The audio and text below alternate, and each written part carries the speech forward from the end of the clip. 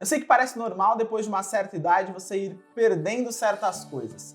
O problema é que às vezes a gente vai naturalizando essas perdas, né? Deixar de cuidar do corpo e aí quando vê, a gente está fazendo menos coisas, está mais limitado e com mais dores. Mas eu não vou mentir para você, tem alguns processos naturais do corpo que vêm com a idade. A perda de massa muscular e de massa óssea é um deles.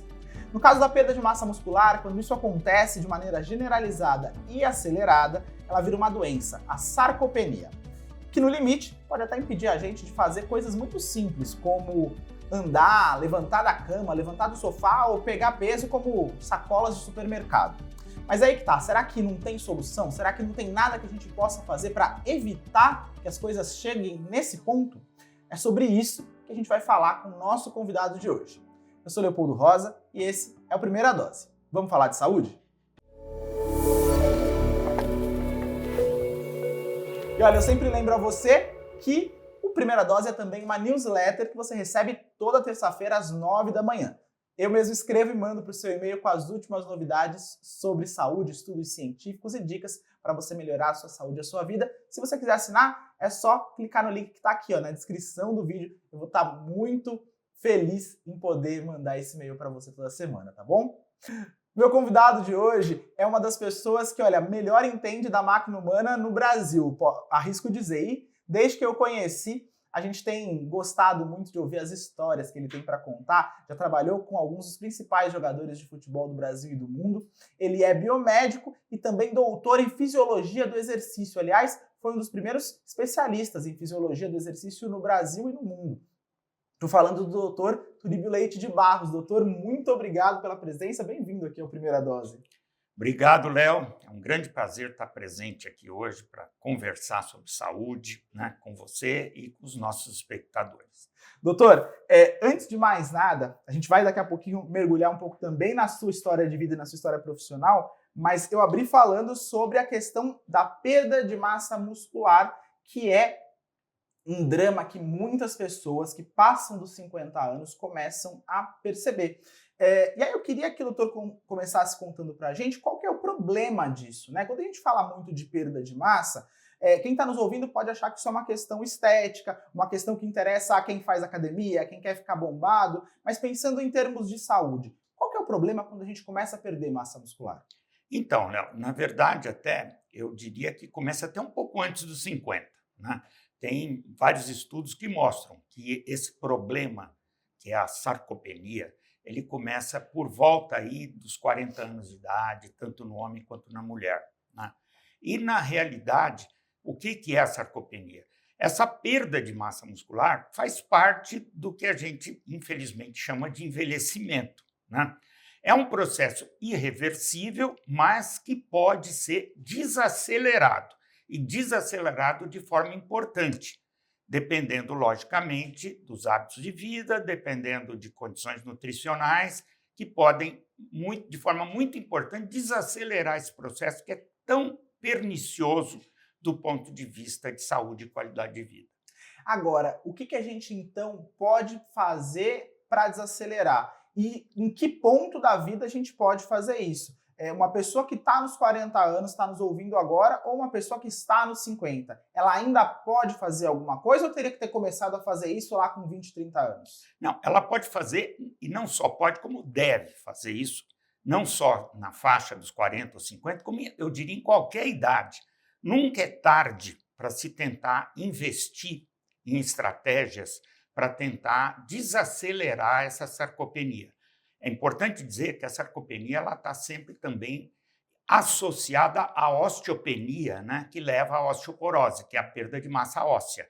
E isso, para o indivíduo, numa certa idade, numa certa fase da vida em diante, é uma coisa que realmente compromete de forma muito importante a qualidade de vida, a autonomia e vários fatores relacionados àquilo que faz parte do dia a dia das pessoas. E aí, doutor, quando a gente está falando sobre estratégias para frear esse processo, né? O doutor falou que ele é irreversível e que ele é também, ele vem com o envelhecimento, ou seja, todos nós, em algum momento, vamos passar por ele. Sim. Essas estratégias, elas passam, imagino eu, Primeiro de tudo, pela atividade física, né? Eu preciso exercitar esses músculos. Eu estou falando necessariamente da musculação de academia. Eu sei que tem muita gente que morre de medo de entrar numa academia e de fazer o levantamento de peso ali da musculação. É esse tipo de exercício ou outros exercícios também podem ajudar? Então, o termo musculação, né, que vai muito de encontro a quem pensa em desacelerar a sarcopenia, é um termo que eu sempre digo que ele precisa ser desestigmatizado, porque existe um estigma da musculação, como você falou, muitas vezes só associado àquele indivíduo que quer virar um armário de É músculos, isso. né? Na realidade, musculação é uma situação que você está solicitando de forma, muitas vezes, isolada, determinados grupos musculares. Isso não é só num aparelho de academia que se faz.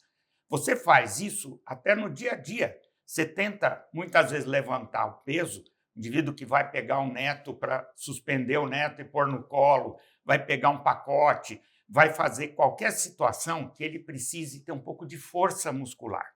Qualquer exercício que você solicite grupos musculares tem benefício para desacelerar a sarcopenia.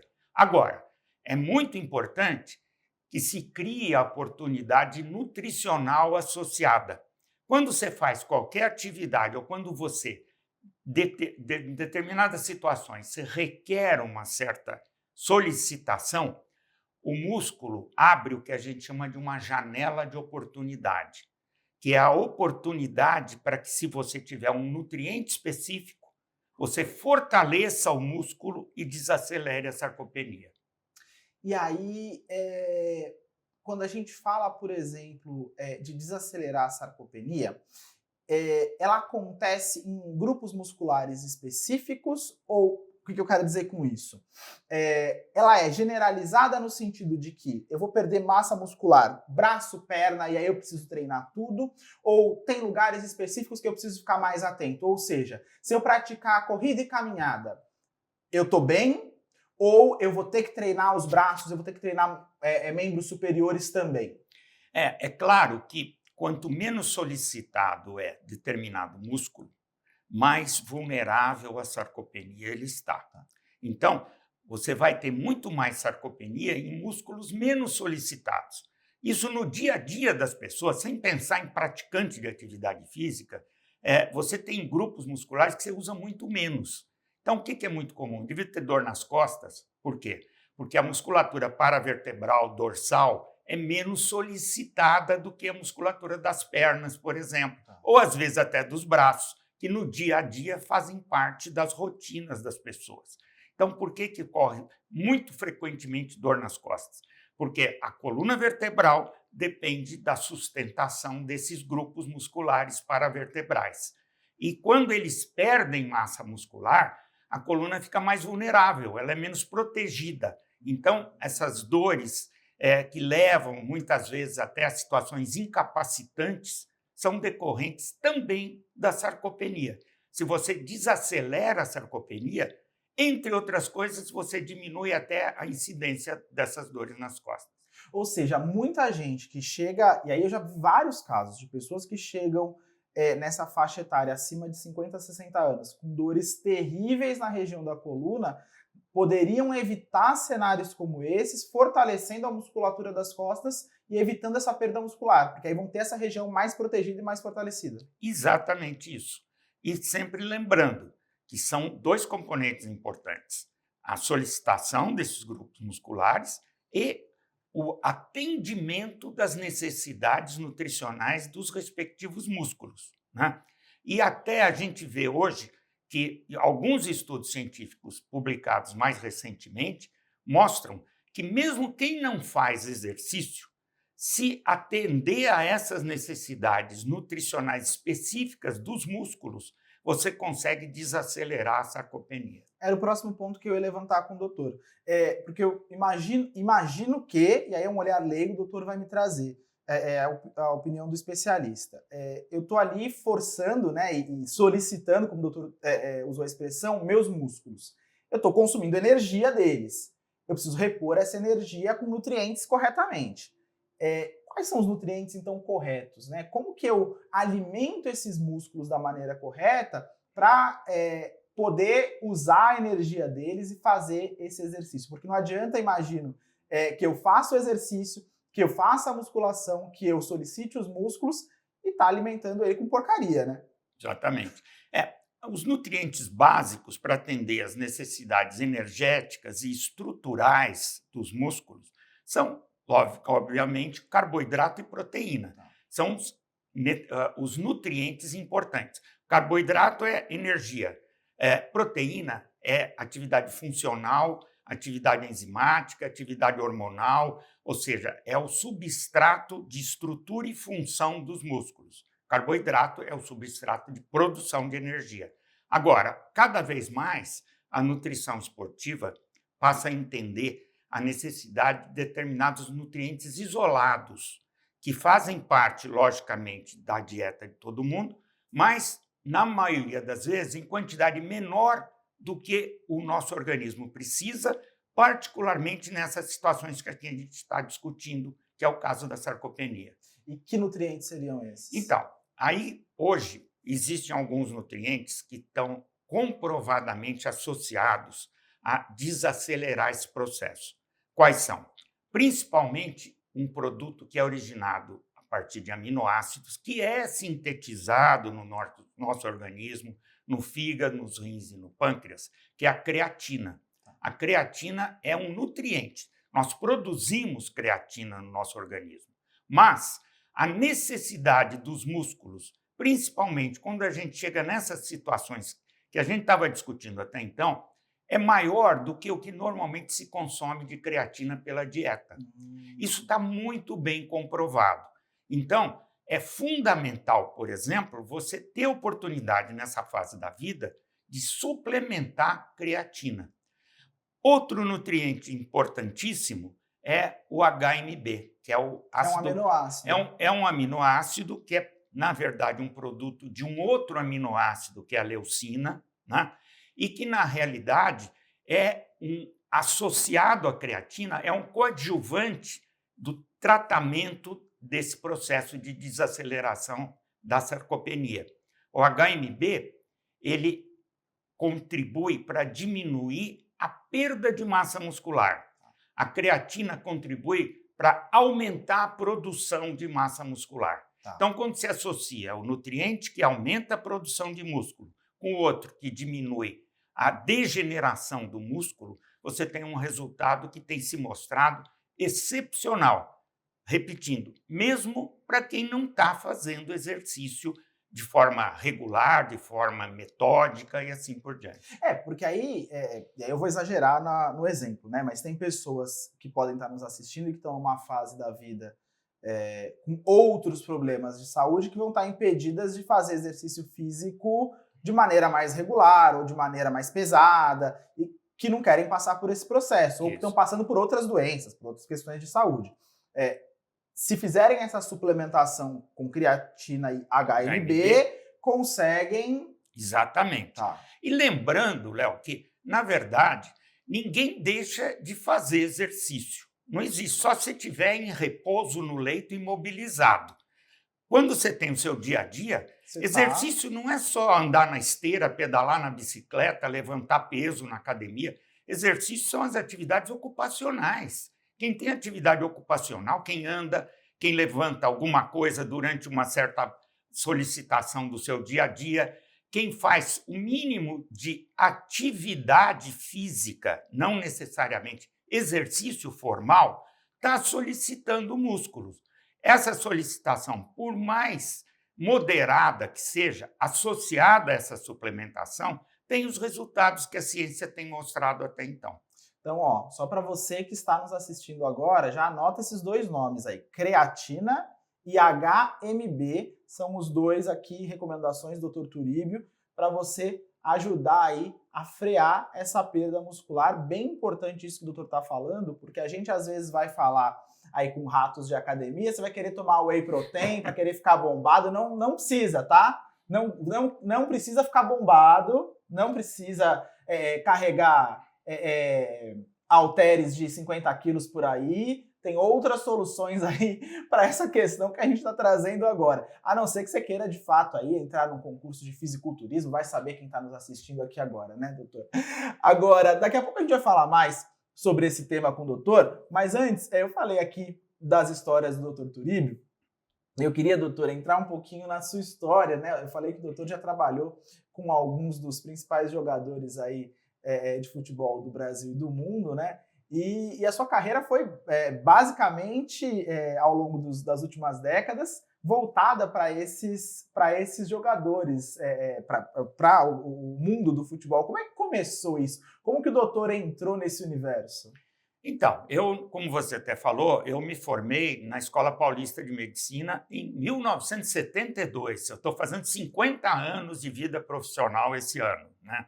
Então, eu vivenciei aí muitas oportunidades, felizmente, que partiram, na realidade, da minha paixão por ciência e exercício. Eu sou um apaixonado por ciência e por atividade física, esporte, exercício, assim por diante. E eu montei na Escola Paulista de Medicina um centro de pesquisa nessa área, que eu fiquei lá enquanto eu fui professor da Escola Paulista de Medicina por 35 anos, né? Eu protagonizei, posso dizer assim, a formação desse centro. E aí esse centro começou a ser um ponto no qual vários atletas, vários praticantes de atividade física, várias pessoas que precisavam de exercício como promoção de saúde recorriam. E digamos assim, um dos pontos que ganhou destaque foi exatamente o atendimento de atletas, principalmente jogadores de futebol. Que legal. E aí eu fui convidado pelo São Paulo Futebol Clube para trabalhar no clube e montar uma estrutura semelhante no clube, sem abandonar essa minha vivência acadêmica dentro da Escola Paulista de Medicina. E aí as coisas começaram a ter visibilidade, né? Futebol é uma grande vitrine, o trabalho que a gente fazia lá começou a ser reconhecido.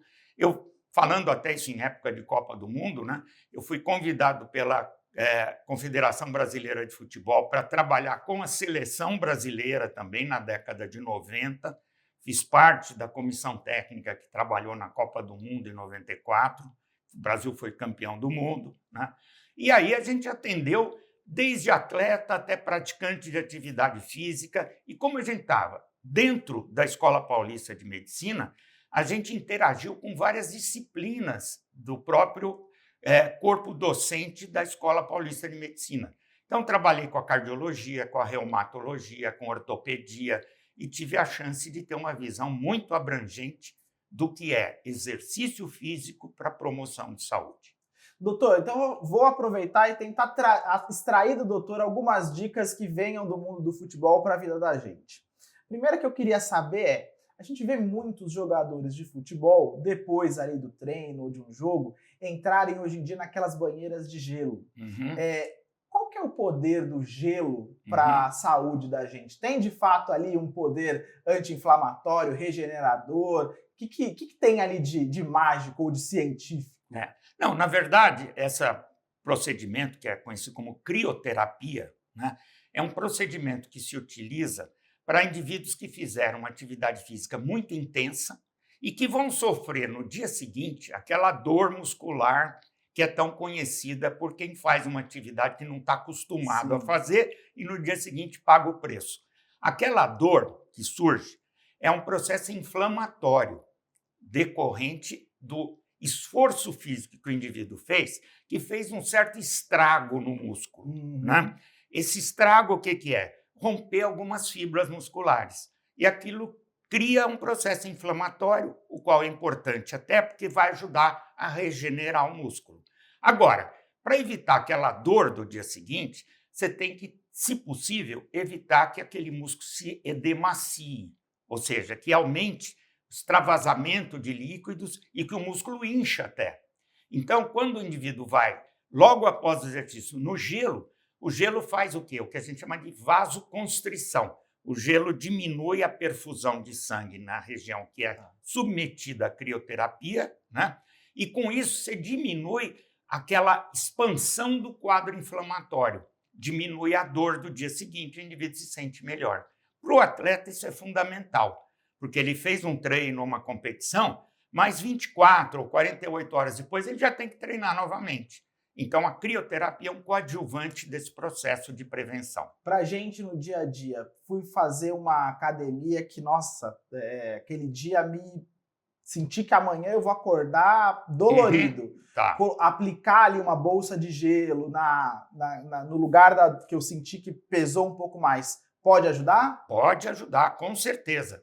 É lógico que você não precisa mergulhar numa banheira de gelo, né? Como você falou, pode ser uma bolsa de gelo, você pode pegar um saco plástico, encher de gelo lá do freezer da geladeira, quebrar esse gelo ali dentro, amarrar bem e colocar na área que você sabe que você solicitou mais.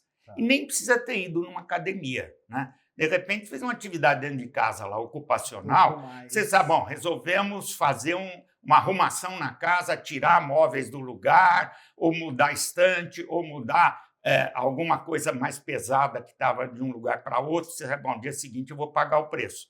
Pega uma bolsinha de gelo, foi aonde? Ombro, foi no braço, ou foi nas costas, faz 20 minutos de gelo. É aquela coisa que não dói no dia, mas que você sabe que vai doer amanhã. No dia seguinte, você vai estar travado.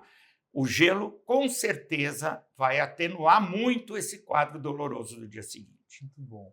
Outra pergunta também. Hoje em dia, a gente percebe que os clubes de futebol têm uma capacidade, vamos dizer assim, de preservar os seus atletas e meio que já prever possíveis lesões, né? A tecnologia da medicina já chegou nesse lugar e a gente, né, pessoas comuns, a gente já consegue ter acesso a esse tipo de tecnologia, ou seja, exames que conseguem prever que, olha, você pode ter uma lesão aqui, você pode ter um problema nessa área muscular ou óssea. É possível prever esse tipo de problema? Léo, esse eu diria que é o grande desafio de quem trabalha com atletas, com praticantes de atividade física. É você tentar fazer um diagnóstico precoce daquilo que possa eventualmente gerar uma situação de uma lesão, de um problema incapacitante até, né? Existem vários métodos que buscam fazer esse diagnóstico precoce. A gente poderia ficar aqui uma manhã inteira falando sobre isso e ainda ia faltar tempo. Mas eu vou dar o exemplo de um que é muito fácil de se perceber aí como que intuitivamente funciona. Existe, por exemplo, um exame baseado numa imagem termográfica. O que é isso? É uma câmera muito semelhante a uma câmera fotográfica comum, né? Só que ela detecta temperatura e dá graduações de cor diferentes conforme a temperatura. O que acontece? Quando um músculo, e é principalmente o músculo, que é mais vulnerável a lesões, é o grande fantasma de quem faz atividade física, quando o músculo sofre um problema que tende a se agravar se for continuar a solicitar aquele músculo, quando você submete esse músculo a uma imagem termográfica, a câmera mostra um aumento de temperatura do músculo, fruto desse processo inflamatório. E você percebe nitidamente pela cor, comparado com outros músculos que não estão vulneráveis a isso, que esse músculo está com um processo inflamatório e isso pode levar a uma lesão. Então, isso é um método absolutamente não invasivo, sem nada, não dói, não provoca dificuldade nenhuma e que é muito útil para fazer essa prevenção de lesões. Existe uma série de outros métodos, desde amostras de sangue que detectam enzimas que apontam uma sobrecarga daquele músculo, uma infinidade de recursos. Existe um que é o gold standard, que é melhor que os outros, é até difícil você apontar um, mas hoje esse é o caminho, é isso que se busca para tentar prevenir lesões. Muito bom. Uma outra questão que eu queria levantar é a questão daquele spray que os jogadores geralmente usam ali quando está saindo do campo, né? Saiu com uma lesão, joga aquele sprayzinho na perna. Aquele spray tem alguma contraindicação? Usar muito aquilo é um problema, não é? Na verdade, aquilo, o que é? É uma situação que, de alguma maneira, o indivíduo teve uma entorse, um trauma e tem uma dor num determinado segmento, tornozelo, joelho, canela, assim por diante, né? Agora, aquilo que é um spray analgésico, né? Que, na realidade, não vai ter nenhum resultado espetacular ali. A gente costuma até dizer que é um me engana que eu gosto, certo? É muito mais até psicológico o efeito. Então, não é uma coisa para se estar usando, muito menos ainda se você não é um atleta que precisa continuar jogando ou fazendo a atividade esportiva que você estava fazendo. Não tem muito resultado aquilo no sentido de ser uma coisa de uso, digamos assim, diário, contínuo. Tá aí. Doutor, para a gente encerrar, a gente fala muito aqui sobre coisas a evitar, né? A gente muitas vezes envenena o nosso corpo sem querer, né? E vai prejudicando a nossa saúde. No caso dos músculos, tem alguma coisa que a gente tem que evitar?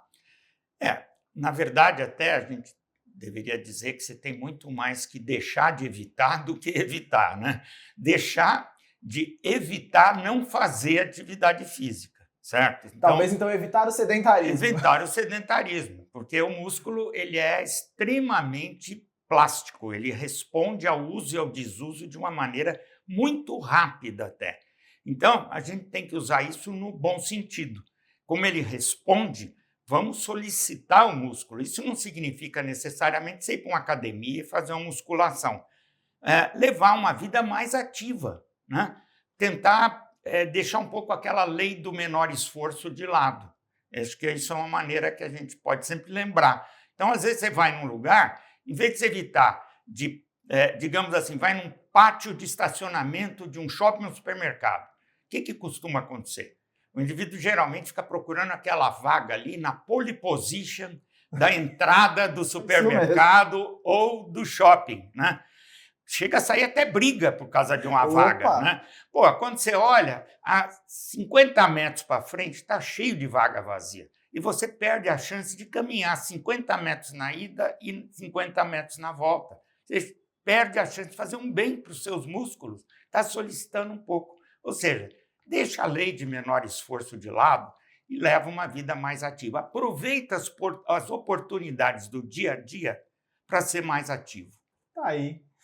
Tivemos uma aula e olha, com o melhor dos professores. Espero que você tenha aproveitado. Eu aproveitei bastante e vou agradecer aqui o Dr. Turibio. Doutor, muito obrigado, viu, pela presença. Obrigado, Léo. Eu que agradeço a oportunidade. Acho que foi muito agradável. Espero que tenha sido proveitoso e agradável para quem está nos assistindo. Com certeza. Olha, a você que nos acompanha, meu muito obrigado. A gente volta na semana que vem. E eu te convido a continuar acompanhando aqui os conteúdos no canal da Jolivi. Tem muita dica bacana sobre saúde. Dá uma fuçada aí que você vai achar muita coisa bacana, tenho certeza.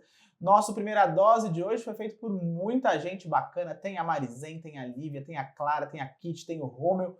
Muita gente boa que está trabalhando aí em prol de mais informações para a sua saúde. Um grande abraço, até semana que vem. Tchau!